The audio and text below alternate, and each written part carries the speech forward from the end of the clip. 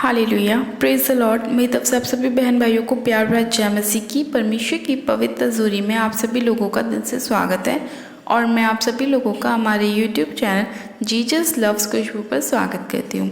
मेरे प्रिय भाई बहनों, परमेश्वर के वचन आप सभी लोगों के जीवन में बहुतायत से कार्य करें और जितनी भी प्रार्थनाएं आप परमेश्वर से करते हैं, परमेश्वर अपने वचन के द्वारा आप सभी लोगों को आशीष दे और आपको ब्लेस करे और आपके पूरे घराने को आशीषित करे। हालेलुया। मेरे प्रिय भाई बहनों, अगर अभी तक आपने हमारे यूट्यूब चैनल जीसस लव्स खुशबू को सब्सक्राइब नहीं किया तो आज ही आप हमारे यूट्यूब चैनल को सब्सक्राइब करें, वीडियो को लाइक करें और वीडियो को शेयर भी करें।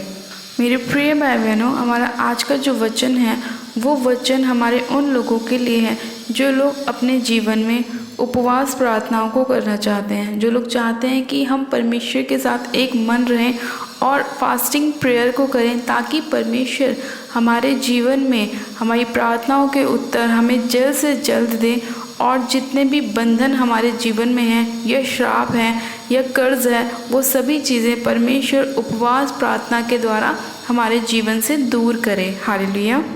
मेरे प्रिय भाई बहनों, आज का परमेश्वर का वचन आपको परमेश्वर से और भी ज़्यादा अपनी ब्लेसिंग को प्राप्त करना सिखाएगा, क्योंकि परमेश्वर का वचन हमें रोज़ प्रतिदिन नई नई चीज़ों को सिखाता है करना हमारे लाइफ में, और हमें बताता है कि हमें किस तरह परमेश्वर में एक मन होकर रहना है, परमेश्वर के साथ किस तरह अपने संबंध को बनाना है, परमेश्वर के साथ किस तरह हमें अपने आप को पवित्रताई में लेकर चलना है।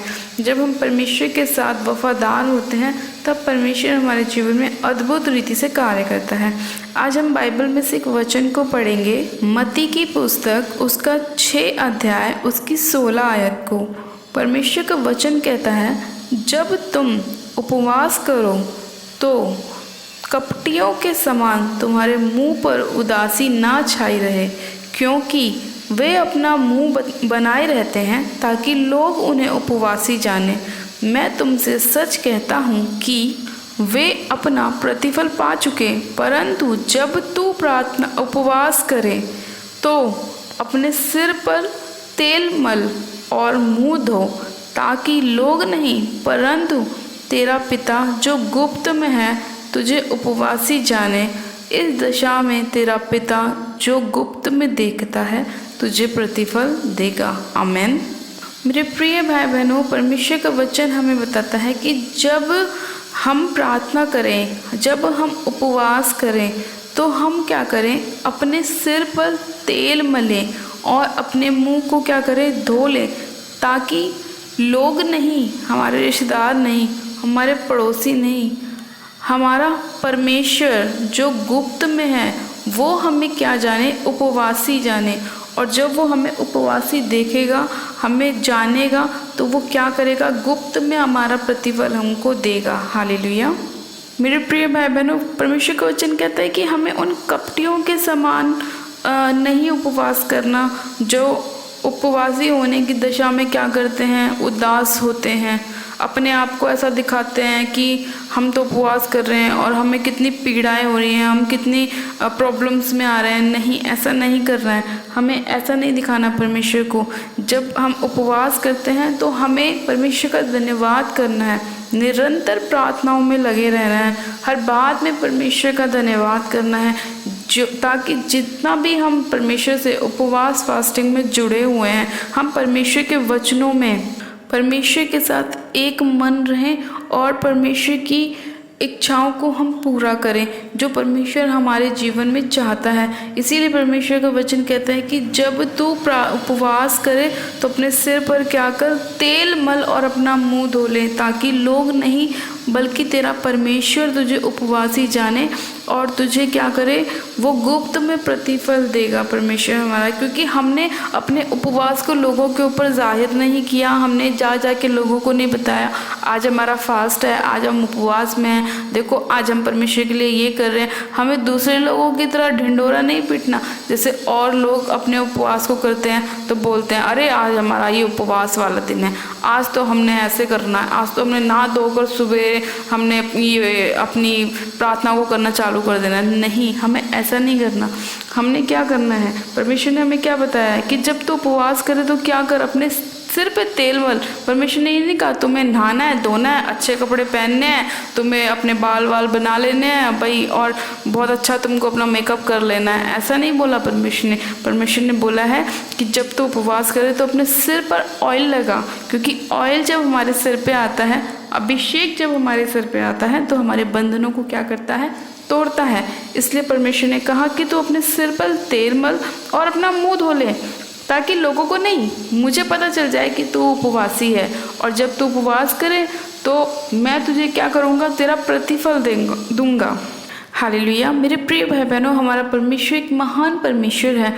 वो हमारी छोटी छोटी बातों का ध्यान रखने वाला परमेश्वर है। परमेश्वर को पता है कि हमें किस समय किस चीज़ की आवश्यकता है। वो हमारी सारी इच्छाओं को पूरा करना जानता है। लेकिन मेरे प्रिय भाई बहनों, हमें भी कुछ पाने के लिए परमेश्वर के साथ मेहनत करनी है।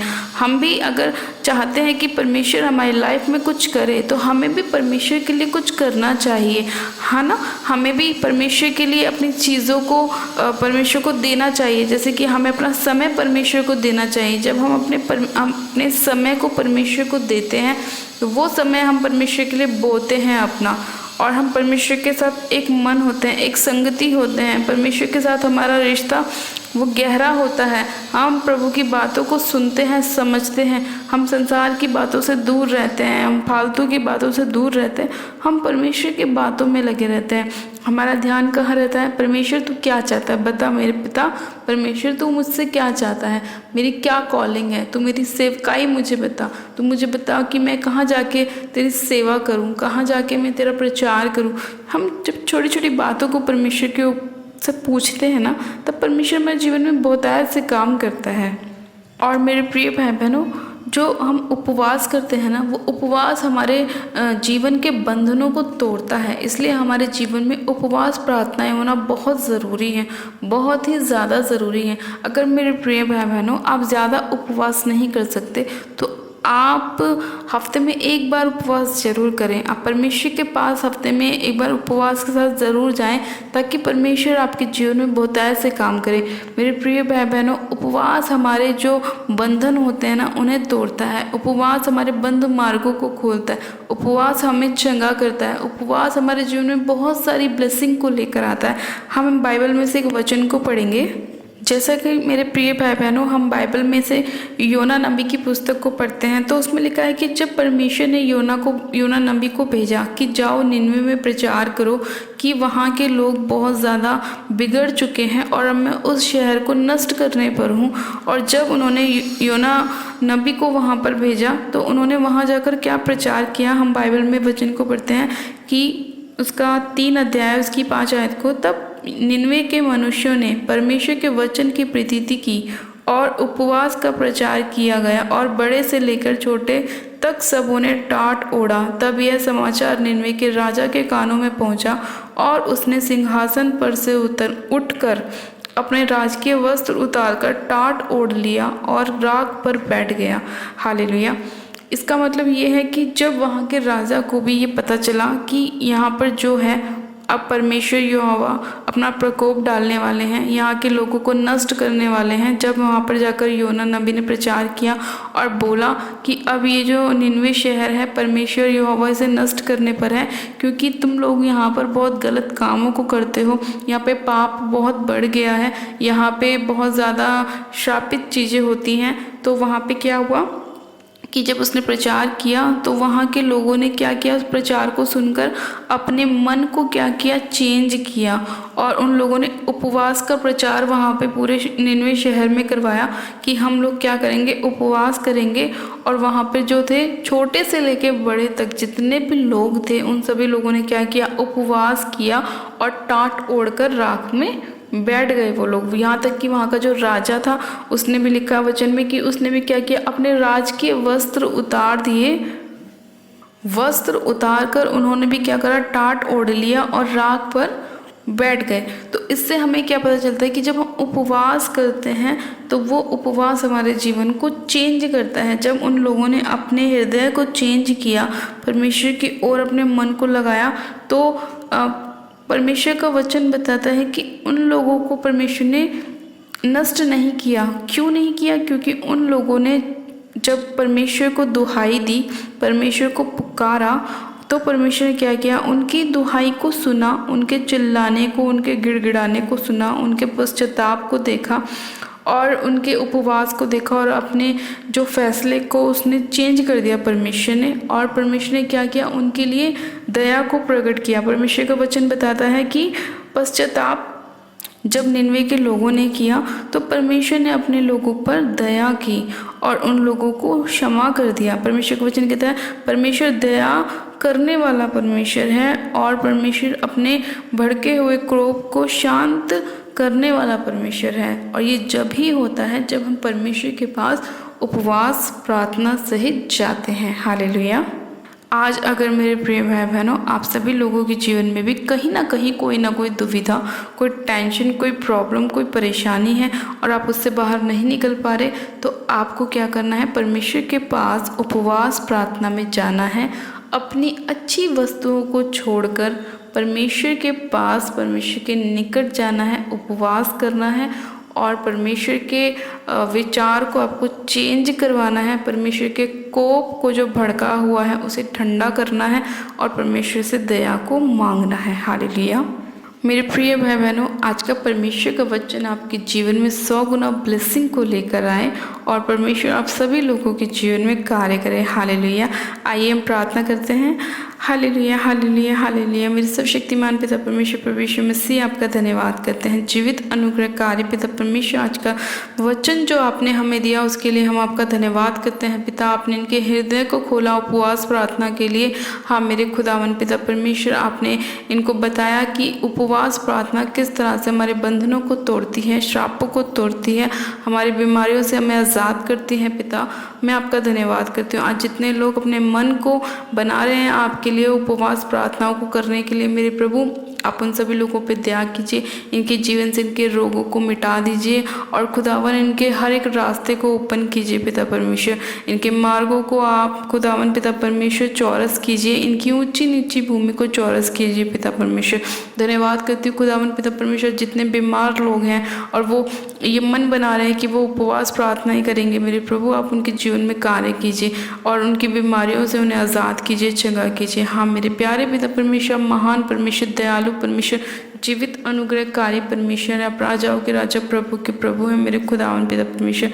खुदावन आज जितने लोग अपनी ब्लेसिंग को पाना चाहते हैं मेरे प्रभु, आप उन्हें आशीषित कीजिए, उन्हें ब्लेस कीजिए और मेरे खुदावन उनकी उपवास प्रार्थना को आप आशीषित कीजिए। मेरे प्रभु उन्हें मन दीजिए ऐसा कि वो आपके लिए कुछ कर सके मेरे खुदावन, और वो कपटियों के समान नहीं मेरे पिता परमेश्वर, धर्मी के समान आपके सम्मुख आए, अपने सर पे ऑयल लगाएं और खुदावन आपसे प्रार्थना विनती करें और आप उनकी प्रार्थनाओं को सुन के उनको प्रतिफल ज़रूर दे मेरे खुदावन पिता परमेश्वर। धन्यवाद करते हो आप इनकी दुहाइयों को सुने मेरे प्रभु और इन सभी लोगों पर दया कीजिए, अनुग्रह कीजिए। सर्वशक्तिमान पिता परमेश्वर मैं आपका धन्यवाद करती हूँ आज की प्रार्थना विनती को सुनने के लिए, खुदावन एक एक जन को चुने के लिए, उन्हें ब्लेस करने के लिए, आशीषित करने के लिए, इनके जीवन में बहुत से कार्य को करने के लिए खुदावन पिता परमेश्वर मैं आपका धन्यवाद करती हूँ। पिता परमेश्वर आपने एक एक जन को छुआ, सिर से लेकर पैर के नाखूनों तक, इनके जीवन से हर एक मुश्किल को, परेशानी को, निराशाओं को, बीमारियों को आपने दूर किया। मैं आपका धन्यवाद करती हूँ। हाँ मेरे प्रभु आप अपना वचन भेजकर हमें चंगा करते हैं, हमसे बात करते हैं, हमारे मार्ग में हमारी अगुवाई करते हैं मेरे प्रभु परमेश्वर, और हमारे जीवन में बहुत ऐसे कार्य करते हैं। हाँ मेरे प्रभु परमेश्वर मैं आपका धन्यवाद करती हूँ। पिता आपने एक एक जन को छू लिया है, छू के ब्लेस किया है, आशीषित किया है मेरे खुदावन, इनकी प्रार्थनाओं को सुना है, इनकी दुहाइयों की ओर अपने अपने कानों को लगाया है और एक एक जन को ब्लेस किया। धन्यवाद करती हूँ प्यारे पिता परमेश्वर आज के वचन के लिए, आज की प्रार्थना के लिए, आज के सुंदर समय के लिए आपका धन्यवाद करती हूँ। सारी महिमा सारा आदर आपको देती हूँ और प्रार्थना विनती बड़े विश्वास के साथ हमारे उद्धारकर्ता प्रभु यीशु मसीह के सामर्थ्य और जलाली नाम में मांगती हूँ, आमेन आमेन। आप सब जन कहें आमेन। God bless you. आप सब जन आशीषित है पिता परमेश्वर प्रभु यीशु मसीह के सामर्थ्य जलाली नाम में। ये मेरा विश्वास है कि आज का वचन आपके जीवन में 100 गुना ब्लेसिंग को लेकर आएगा और परमेश्वर आपके हृदय को खोलेगा कि आप परमेश्वर के लिए उपवास प्रार्थना को करें और परमेश्वर उन उपवास प्रार्थनाओं को देखकर आपके जीवन में आपको बहुत बड़ा प्रतिफल दे। हालेलुया। अपनी प्रार्थनाओं को कराने के लिए आप हमारे दिए गए प्रेयर लाइन नंबर पे हमें अपनी प्रार्थना रिक्वेस्ट को सेंड कर सकते हैं या आप हमें कमेंट भी कर सकते हैं ताकि हम आपके लिए प्रार्थना कर सकें।